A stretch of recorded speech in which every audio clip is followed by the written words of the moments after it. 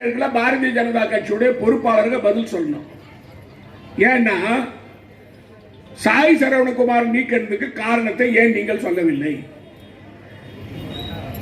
இப்பொழுது அமைச்சரவையில் தனி சமுதாயத்தை சேர்ந்தவர்களுக்கு பிரதிநிதித்துவம் இல்லை. காங்கிரஸ் ஆட்சி காலத்தில் தொடர்ந்து சபாநாயகராக, அமைச்சராக, துணை சபாநாயகராக நாம் அவர்களுக்கு பதவி கொடுத்து அழகு பார்த்திருக்கிறோம். அதற்கு காரணம் ஏன் இவர்கள் கொடுக்கவில்லை?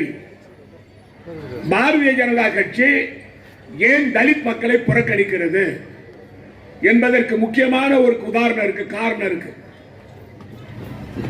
டெல்லியில பாராளுமன்றத்தில் நான் மத்திய அமைச்சராக இருந்த சமயத்தில் ஒரு சட்டத்தை கொண்டு வந்தோம்.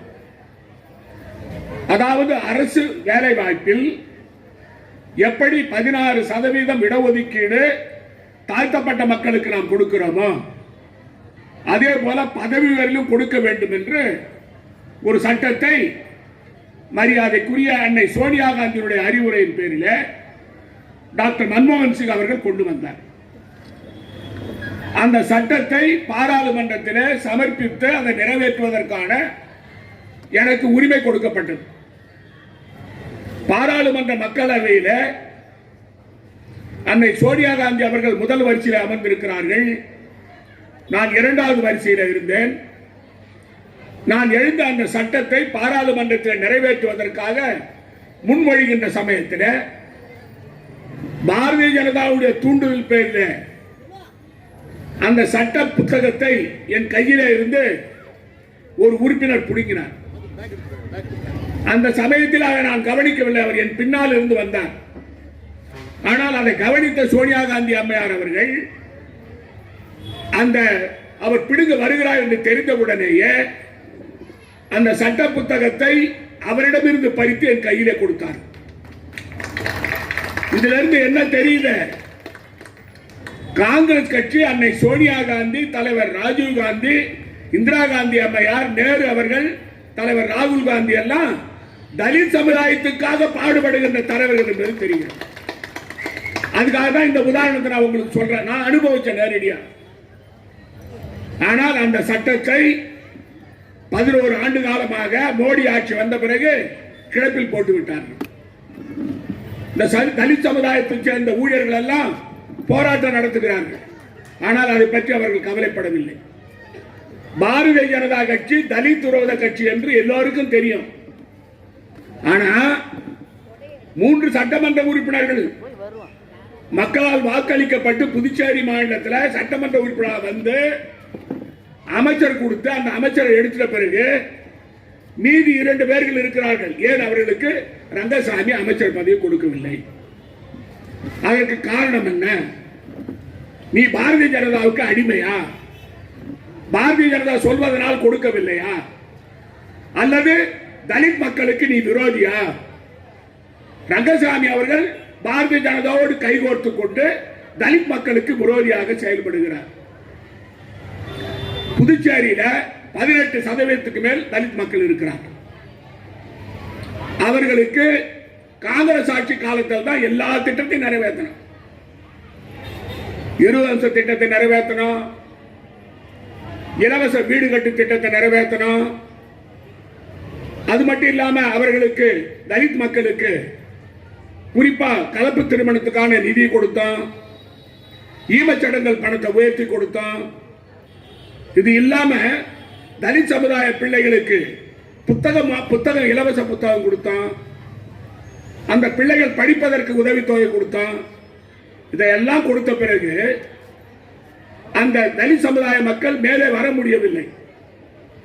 அதனால் அவர்கள் எங்களை வந்து கேட்டார்கள், நீங்கள் எங்களுக்கு கொடுக்கின்ற நிதி 1.5 கோடி ரூபாய் வீடு கட்ட போதாது என்று சொன்னார்கள்.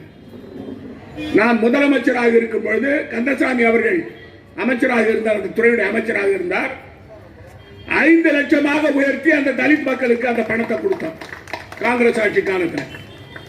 அது மட்டும் இல்ல, நீங்கள் சிந்திச்சு பார்க்கணும்.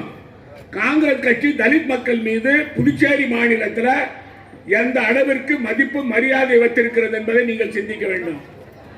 என்னன்னு சொன்னா, நம்முடைய ஆட்சி காலத்தில் தான் ஆரம்ப கல்வி முதல் ஆராய்ச்சி கல்வி வரை இலவச கல்வி திட்டத்தை தலித் மக்களுக்கு நிறைவேற்றியது காங்கிரஸ் கட்சி.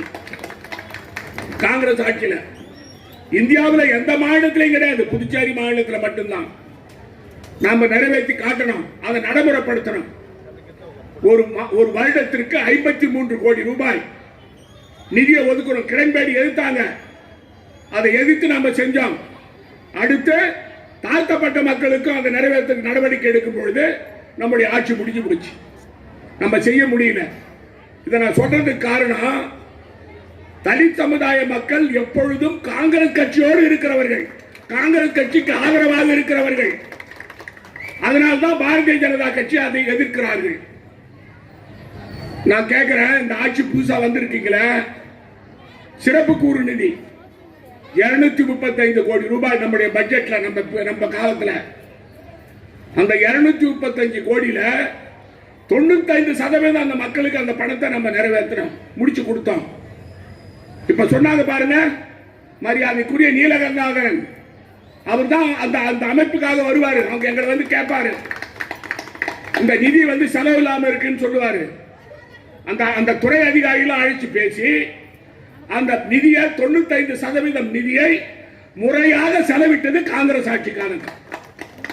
இந்த 4 ஆண்டு காலமா ரங்கசாமி ஆட்சியில 40% கூட செலவிடு. 235 கோடி ஒரு வருஷத்துக்கு 4 ஆண்டு காலமாக 40% கூட செலவிடல.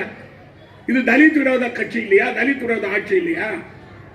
நீங்கள் புரிந்து கொள்ள வேண்டும். தலித் சமுதாய மக்கள் வராங்க, காசு கொடுக்குறாங்க, ஓட்டு போடுறாங்கன்னு சொல்லிட்டு நம்ம அதனால வந்து நம்ம அடிமையாகிவிடக் கூடாது.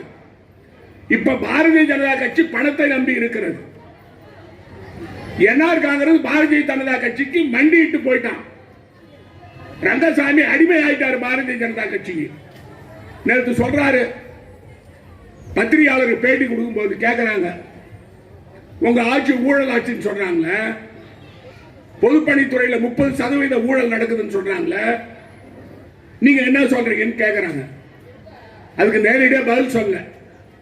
என்ன சொல்றாரு, நாங்க செய்யற திட்டத்தை பார்த்து அவங்களுக்கு பொறாம, அதனால எங்களை பார்த்து அவங்க பொறாமப்பட்டு எங்க பேர்ல வந்து வீணா பழி சொல்றாங்க. யார் சொல்றது?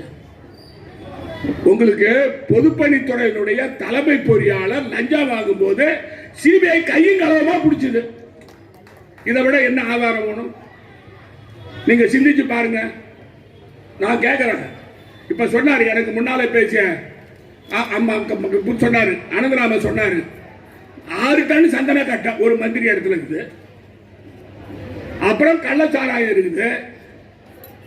அது மட்டும் இல்ல, இந்த பொதுப்பணித்துறையில ஒரே ஆளுக்கு டெண்டர் கொடுக்கறது. இங்க 9 பாலம் கட்டினாங்க, இந்த குறுக்கு பாலம் அந்த பக்கத்துல. அதுல ஒரே ஆளு அமைச்சருக்கு வேண்டியவர், அவருக்கு டெண்டர் கொடுத்துக்கிறாரு அந்த அமைச்சர். அவரை பார்த்தீங்கன்னா அவர் மடுமொழி மங்கத்தாவது கொள்ளாடிக்கிறதுல மண்ண. இப்ப வாயை திறக்கிறார பாத்தீங்களா? நீங்க எது சொன்னாலும் வாயை திறக்க மாட்டாரு, அவரும் வாயை திறக்க மாட்டாரு. இந்த இன்னொருத்தர் இருக்காரு, ஒருத்தர் டாலர் ஸ்கூலுக்காரு, டாலர் ஸ்கூலுடைய அதிபதி, ஸ்கூலுடைய அதிபதி. அது மட்டும் இல்ல, அவரை பார்த்தீங்கன்னா அவர் வெளிநாட்டிலே இருப்பார். பாண்டிச்சேரியில் அவரை நீங்க பார்க்க முடியாது. ஒரு மாசம் துபாயில் இருப்பாரு, இன்னொரு மாசம் சிங்கப்பூர்ல இருப்பாரு, ஒரு மாசம் மலேசியாவில் இருப்பாரு, அப்புறம் பிரான்ஸுக்கு போவாரு. எதுக்கே போற நீ? என்ன வேலை உனக்கு அங்க? கேட்டா நான் வந்து அரசு பயணமா போனேன். அரசு பயணம் கிடையாது, அனுமதி வாங்கிட்டு போனோம், அனுமதி வாங்குறதும் கிடையாது. எந்த அளவு இருக்கு, அதாவது ஊழல் செய்யணுமா அந்த ஊழல் செய்யற கூட்டம் புதுச்சேரியை இப்ப கபலீகரம் பண்ணி வச்சுக்குது. இவங்களை தூக்கி எறியணும். இல்லைன்னு சொன்னா புதுச்சேரி மாநிலத்துக்கு பேராபத்து. நீங்க சிந்திச்சு பார்க்கணும். அதாவது கொள்ளடிக்காத முதலமைச்சர் கிடையாது, கொள்ளடிக்காத அமைச்சர் கிடையாது. முதலமைச்சர் சைலண்டா 40 லட்சம் வாங்குவார் லஞ்சம். ரெஸ்ட் பாருங்க, காலையில நீங்க மனு கொடுத்தா சாயந்தரம் 40 லட்சம் கொடுத்தா அனுமதி கிடைச்சிடும். அது ரங்கசாமி.